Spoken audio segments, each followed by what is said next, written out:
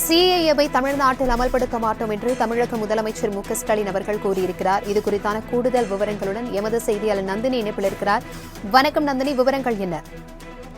வணக்கம் பிரபாவதி. மத்திய பாஜக அரசு நடைமுறைப்படுத்தியுள்ள குடியுரிமை திருத்த சட்டம் இந்திய எதிரானது எனவும் தமிழ்நாட்டில் இந்த சட்டம் நடைமுறைப்படுத்தப்படாது என்றும் தமிழ்நாடு முதலமைச்சர் மு.க.ஸ்டாலின் அறிவிப்பு வெளியிட்டிருக்கிறார்.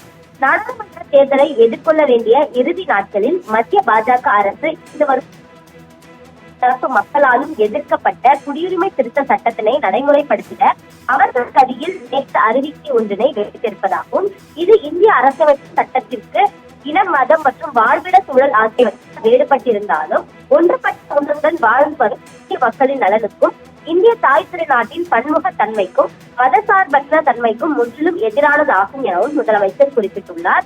அது மட்டுமல்லாமல் சிறுபான்மை சமூகத்தினர் மற்றும் முகாம் வாழ் தமிழர்களின் நலனுக்கும் எதிரானதுதான் இந்த சட்டம் என குறிப்பிட்டுள்ள முதலமைச்சர் ஏற்கனவே 2021ஆம் ஆண்டு சட்டப்பேரவையில் குடியுரிமை திருத்த சட்டத்திற்கு எதிராக அரசின் சார்பாக தான் ஒரு தீர்மானம் முன்மொழிந்து அதை நிறைவேற்றி இச்சட்டத்தினை திரும்ப பெற வேண்டும் என வலியுறுத்தி மத்திய அரசுக்கு அதனை அனுப்பி வைத்ததாகும்.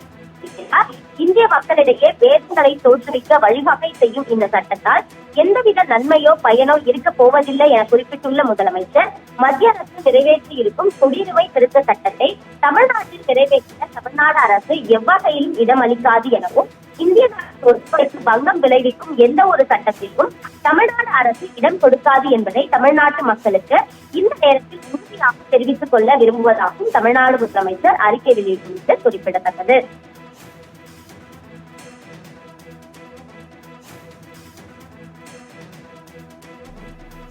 தகவல்களை பகிர்ந்தமைக்கு நன்றி நந்தினி.